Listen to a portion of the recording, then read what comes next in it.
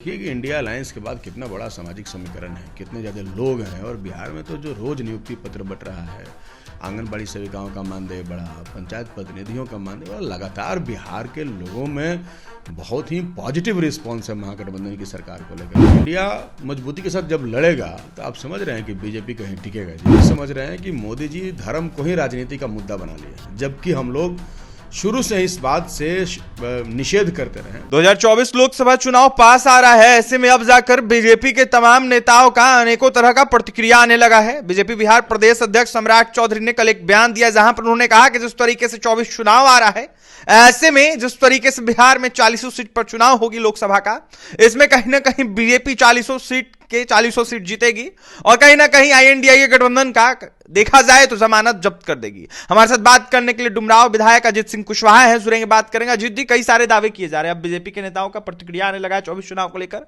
कहा जा रहा है कि जमानत जब्त कर देंगे और 40 के 40 सीट जीतेंगे। अरे कहने में क्या है, कहने के लिए तो कहवे करेंगे। हम तो आपसे ये कहना चाहते हैं कि आप लोग कम से कम आईएनडीआईए मत बोलिए। ये बीजेपी वाले बोलते हैं, उनको इंडिया बोलने में शर्म आता है। इसलिए आप इंडिया बोलिए। इंडिया अलायंस है और इंडिया भर के लोग इस अलायंस में हैं। तो इंडिया मजबूती के साथ जब लड़ेगा तो आप समझ रहे हैं कि बीजेपी कहीं टिकेगा। जी तो बोलने के लिए मुंह है, कुछ बोलिए। मुंह तो भगवान दे दिया है ना, तो कुछ बोलते रहिए, चिल्लाते रहिए। ऐसा अब देखिए कि इंडिया अलायंस के बाद कितना बड़ा सामाजिक समीकरण है, कितने ज़्यादा लोग हैं। और बिहार में तो जो रोज़ नियुक्ति पत्र बट रहा है, आंगनबाड़ी सेविकाओं का मानदेय बढ़ा, पंचायत प्रतिनिधियों का मानदेय बढ़ा, लगातार बिहार के लोगों में बहुत ही पॉजिटिव रिस्पॉन्स है महागठबंधन की सरकार को लेकर के। तो ऐसे में मुझे तो नहीं लगता है कि बिहार में एनडीए या बीजेपी का कुछ भी खाता उता खोलने वाला है। बिहार में तो उनको हम लोग नहीं चलने देंगे। राम मंदिर को लेकर कई सारे दावे किए जा रहे हैं, ऐसे में कहा जा रहा है कि श्रेय जो है नरेंद्र मोदी को जाता है, उन्हीं की वजह से राम मंदिर बन गया। देखिए, ये अच्छा होता कि मोदी जी को श्रेय जाता भारत के बगल के देशों के साथ बेहतर संबंध बनाने में। ये अच्छा होता कि भारत में कुछ और ज़्यादा विकास होता और उसमें उनका संबंध जाता। लेकिन ये अजीब है ना कि किसी देश के प्रधानमंत्री का नाम भी हुआ तो मंदिर बनाने में। तो ये तो उनके लिए क्या है क्या नहीं है वो समझे। लेकिन हम लोग तो यही समझ रहे हैं कि मोदी जी धर्म को ही राजनीति का मुद्दा बना लिया है, जबकि हम लोग शुरू से इस बात से निषेध करते रहे कि राजनीति में धर्म का इस्तेमाल नहीं करना चाहिए।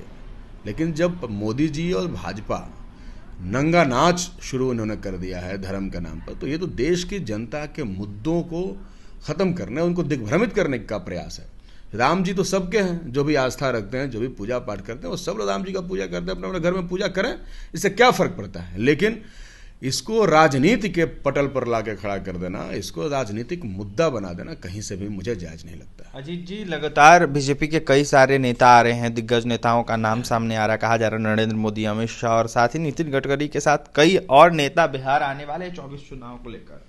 कैसे देख रहे हैं? आने दीजिए, राजनीति में तो लोकतंत्र है, किसी को आने से हम रोक नहीं सकते हैं। सब आएंगे, अपनी बात कहेंगे। अब तो जनता के ऊपर है कि जनता क्या सोचती है। चुनौती नहीं मानते हैं अजीत सिंह कुशवाहा?